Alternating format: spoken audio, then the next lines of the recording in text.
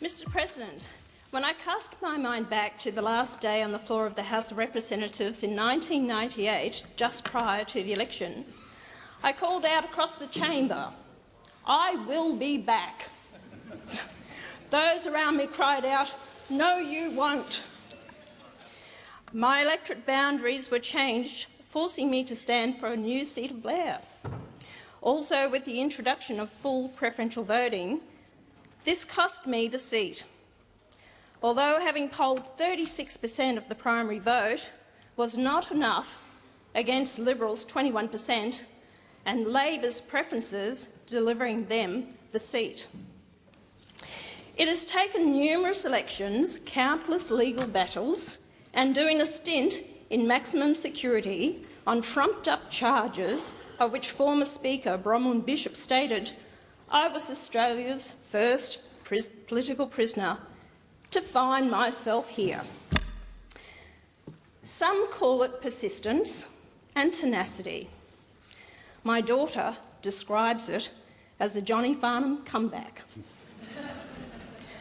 I call it standing up and fighting for what you believe in and not allowing the bastards to grind you down. So to all my peers in this place and those from the past, I have two words for you. I'm back, but not alone. I cannot begin to express the pride and honour I have in being joined in this place by three of my colleagues. Senator Malcolm Roberts, also representing Queensland, New South Wales Senator Brian Burston, and Western Australia Senator Rod Cullerton, elected under Pauline Hanson's One Nation. As a strong, united team, I guarantee we will make a difference. Mr President, it has been 20 years and 4 days since I last delivered my first speech in this House. A speech that shook a nation, woke up many Australians and gave hope to those who thought no one was listening. That speech was relevant then, and it is still relevant today. The problem is we have not had leaders with the foresight or the intestinal fortitude to cast aside political correctness. They have failed to discard old treaties and agreements that are not in our best interest and have signed new ones giving away our sovereignty, rights, jobs and democracy.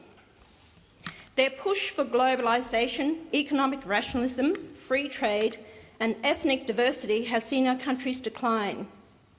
This is due to foreign takeover of our land and assets, out-of-control debt, failing infrastructure, high unemployment or underemployment, and the destruction of our farming sector.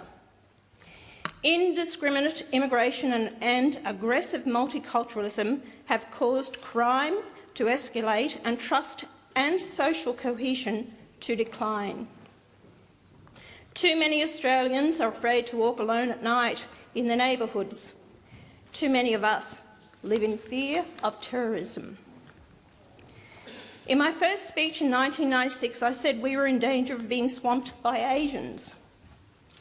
This was not said out of disrespect for Asians, but was meant as a slap in the face to both the Liberal and Labor governments who opened the floodgates to immigration targeting cultures purely for the vote, as expressed by former Labor Minister Barry Jones, to such an extent that society was changing too rapidly, due to migrants coming in the front door but also the back door via New Zealand. Now we are in danger of being swamped by Muslims who bear a culture and ideology that is incompatible with our own. I love my country, culture and way of life. My pride and patriotism was instilled in me from an early age when I watched the Australian flag raised every morning at school and sang the national anthem. Watching our athletes compete on the world stage, proud to salute the Australian flag being raised to honour them as they took their place on podiums. It's about belonging, respect and commitment to fight for Australia. This will never be traded or given up for the mantras of diversity or tolerance. Australia had a national identity before federation, and it had nothing to do with diversity and everything to do with belonging. Tolerance has to be shown by those who come to this country for a new way of life. If you are not prepared to become Australian and give this country your undivided loyalty, obey our laws, respect our culture and way of life, then I suggest you go back where you came from. If it would be any help, I will take you to the airport and wave you goodbye with sincere best wishes. Mr. President, Australia is predominantly a Christian country, but our government is secular. Our constitution prevents governments from imposing religious rule and teachings. The separation of church and state has become an essential component of our way of life, and anything that threatens that separation threatens our freedom. Australia has embraced migrants from all different races, making us one of the most multiracial nations on earth. Most have assimilated and are proud to call themselves Australians, accepting our culture, beliefs and laws. And I welcome them from the bottom of my heart. As they integrate and assimilate, the disruption caused by diversity diminishes. Why then has Islam and its teachings has had such an impact on Australia like no other religion? Islam sees itself as a theocracy. Islam does not believe in democracy, freedom of speech, freedom of the press, or freedom of assembly. It does not separate religion and politics. It is partly a religion, but much more than that. It has a political agenda that goes far outside the realm of religion. It regulates Muslims' social and domestic life, their legal system and politics, their total life. Australia is now seeing changes in suburbs predominantly Muslim. Tolerance towards other Australians is no longer the case. Our law courts are disrespected and prisons have become breeding grounds for Muslims to radicalise inmates. Muslims are imprisoned at almost 3 times the average rate. The rate of unemployed and public dependency is 2 to 3 times greater than the national average. Muslims are prominent in organised crime with associated violence and drug dealing. Antisocial behaviour is rampant, fuelled by hyper-masculine and misogynist culture. Multiple social surveys find that neighbourhoods of Muslim settlement are suffering from collapsing social cohesion and fear of crime. Australians in general are more fearful. Terrorism is not only seen around the world, but is now a part of our society, with Muslim refugees involved in the linked cafe siege, the Curtis Chang murder in Sydney, and the stabbing of the 2 police officers in Melbourne. The Grand Mufti and other Muslim leaders are deafening with their silence or lack of sympathy.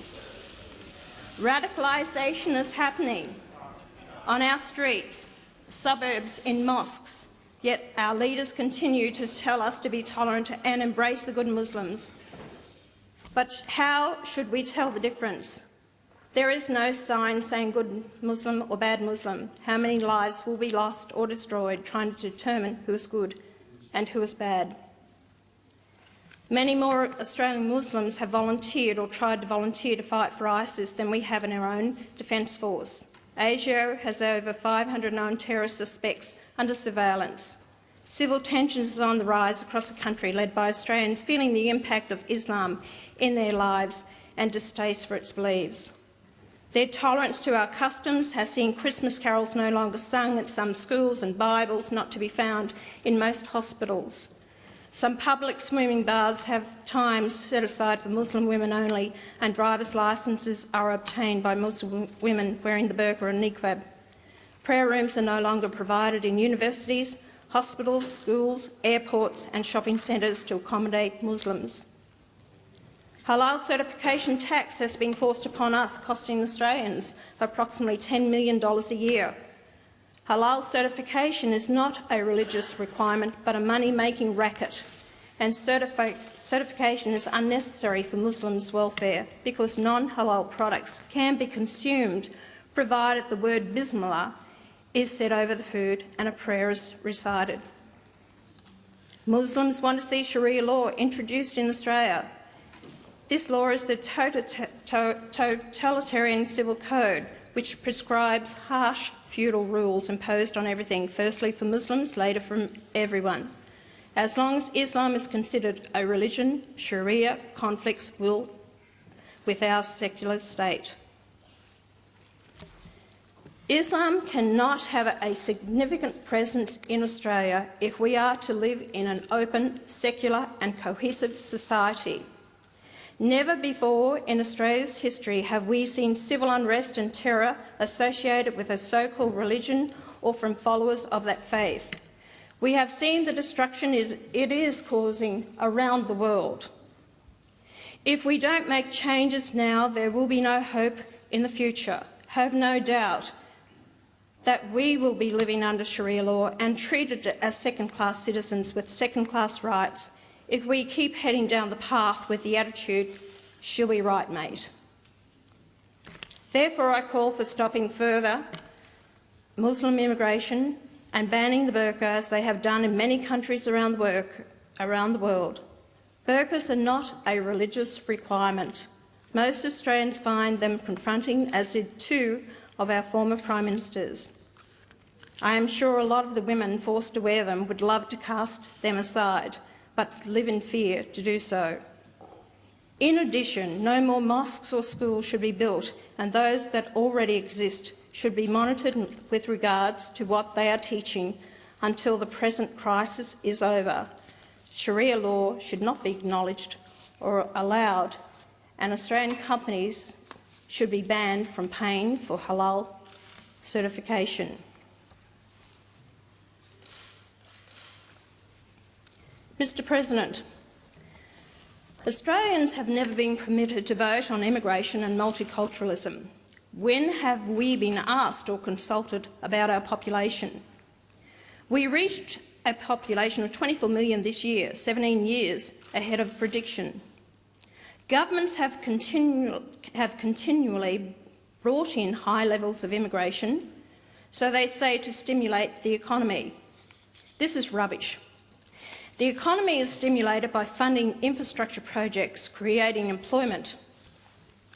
What major projects have we had in this country for the past 30 years?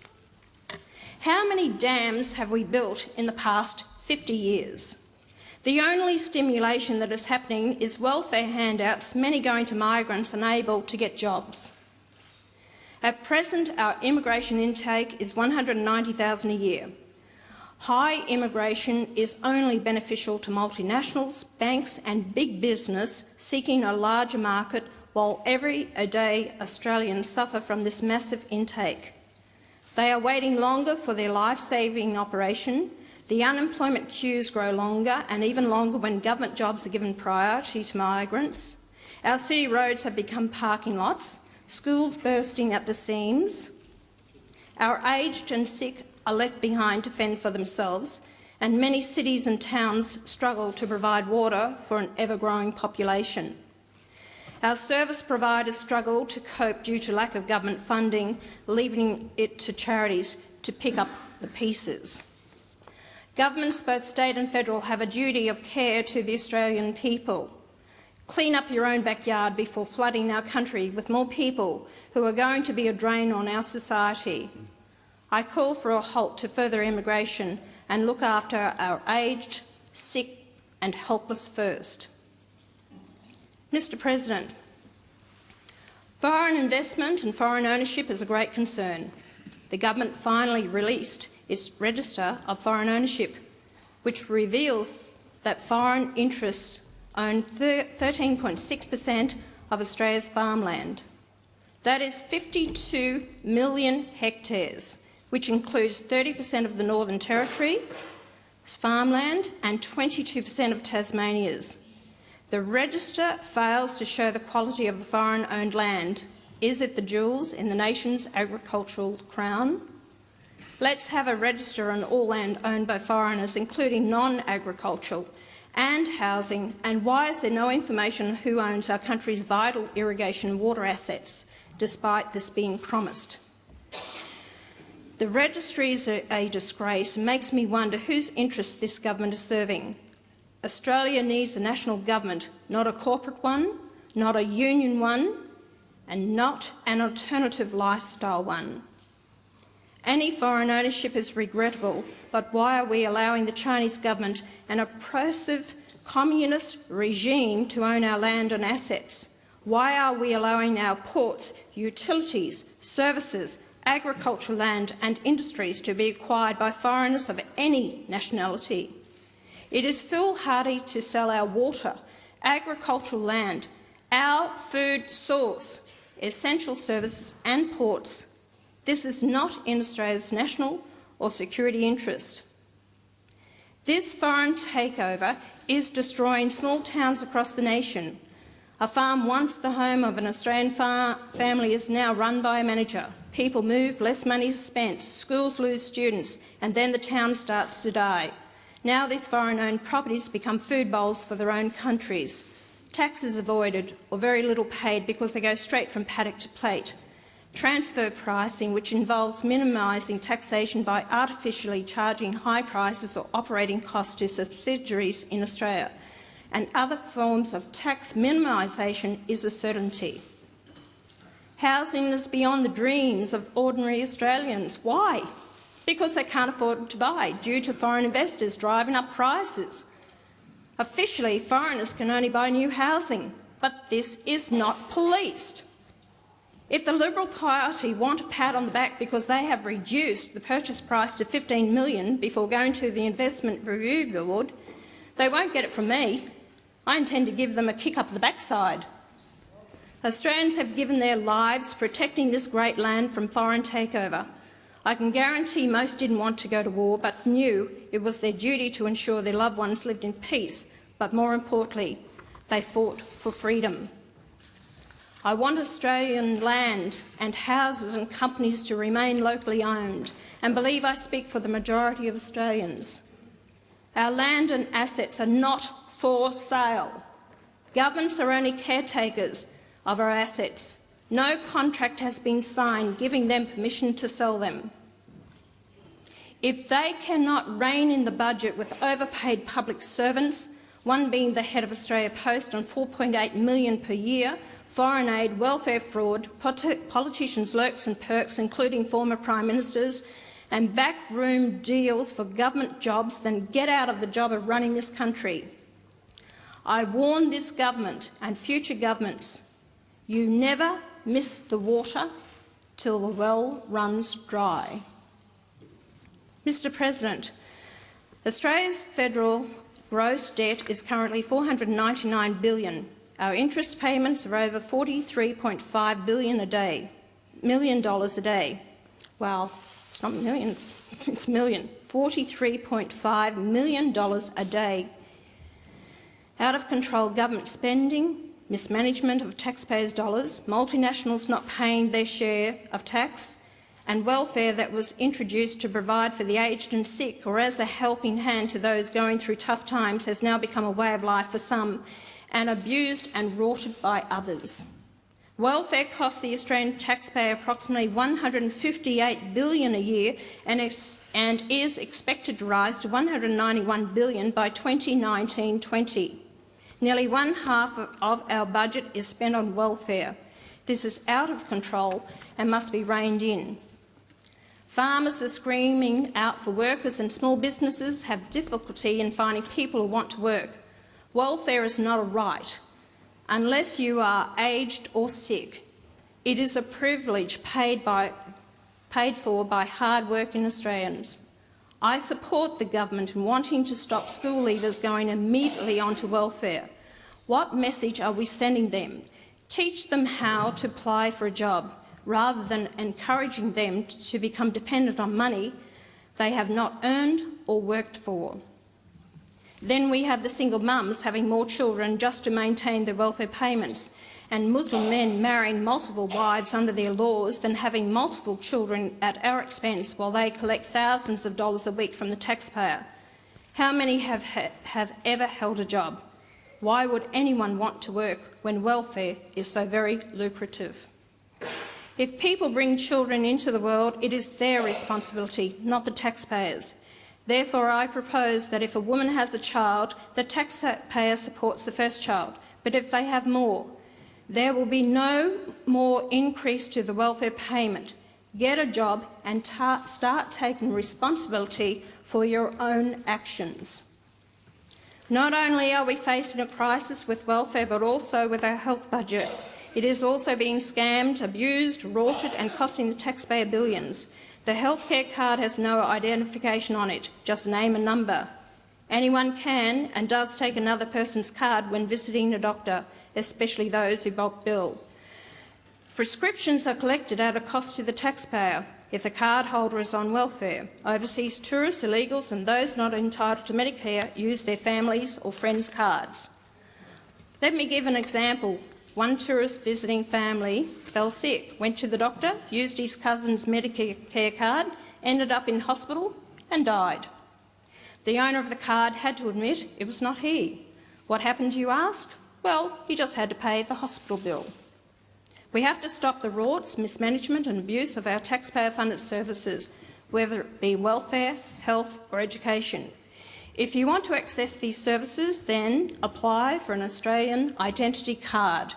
You must prove you are entitled to apply for the card on a point system. There shouldn't be any complaints because applying for a $30 mobile phone plan is the same, so I won't accept do-gooders complaining about people's privacy. The card will have an identification chip, a photo and electronic fingerprint. If we are ever going to pull back our deficit, we must stop the thieves.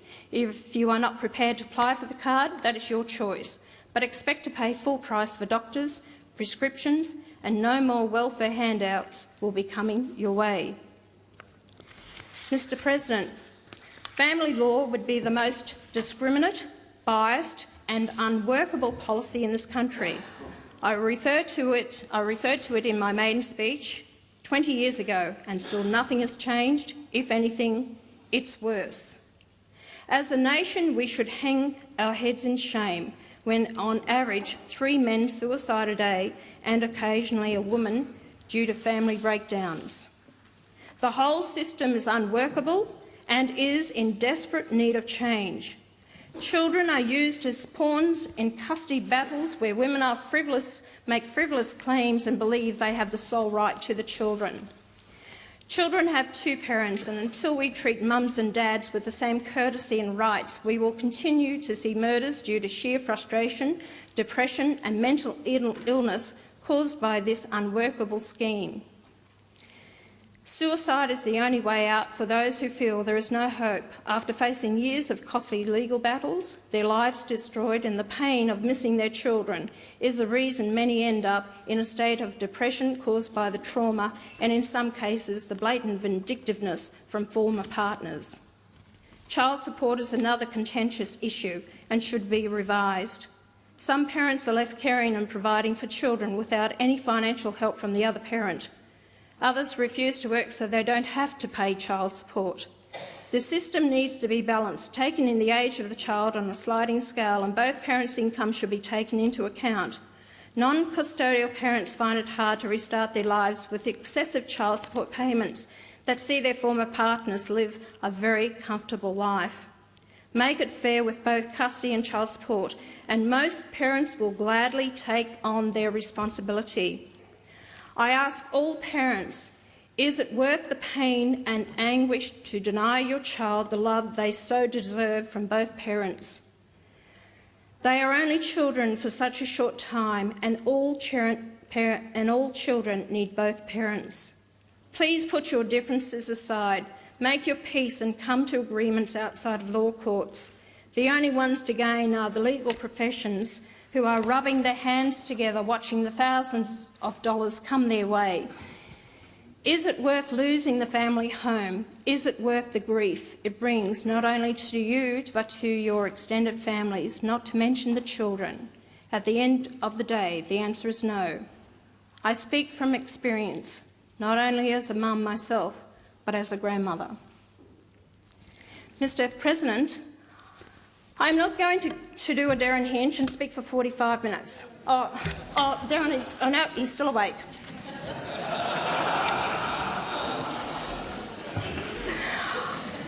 I have a lot more to say, but I've got 6 years in this place. Darren, sorry, you only had 3. So there will be plenty of time. Oh, I can feel the Greens cringing. No, they've left. And squirming in their seats at that thought. But I could possibly be here for 6 years.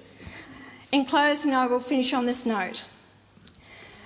Very few of us ever travel or journey alone, and nor should we. Our loved ones and friends we have accumulated along the way are an integral part of who we are. 3 of my children are here today. They have been with me every step of the way, sharing my triumphs and battles, my high points and the lowest in my life. I didn't know my life was going to be such a roller coaster of a ride. I love you with all my heart. But I hate to tell you guys, it's not over yet. Buckle up. There are those who kept the political party I launched in 1997 alive for 13 years after I left in 2002 till I came back in November 2014.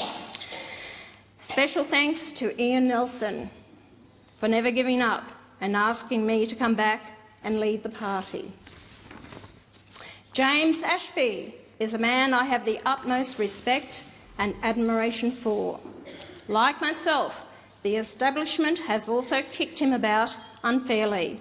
Your dedication and hard work beside me was a clincher that saw me win not only my seat but also the other senators.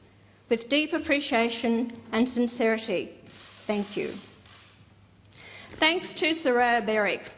You took on a task unbeknown to you, from performing as a professional violinist to running a political office and campaigns. You have been invaluable. A couple of strangers came along at the right time, helped me spread my wings, giving me the support and assistance I needed that sees me standing on this floor today. They are no longer strangers but dear friends.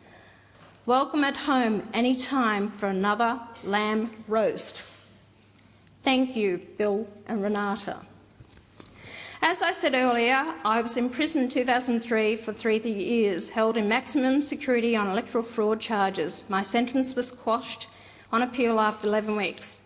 If it wasn't for my sister Judy and brother Peter fighting for my freedom and justice, and Alan Jones, along with approximately 90% of Australians who believed I was wrongly imprisoned, I would have been behind bars for 3 years. My father always said, politics is a dirty game. I was one of 7 children and the quiet one of the family, believe it or not. Believe me, you are lucky to have me here and not the rest of the second clan. We come from a breed of Australians taught values, morals, honesty, the work ethic and common sense, something very much lacking today. I will never take my position as Senator in this place for granted, nor should I. To the people of Queensland and Australia who voted for me and my party, thank you. You have given me a great honour. Now it is up to me to prove my worth to you. I can guarantee Pauline Hanson is a name that carries with it independence, honesty, assurance, quality and reliability, something the Chinese can never buy, and halal snack packs never provided. Isn't that right, Sam? Mr. President and my fellow senators, thank you for your indulgence.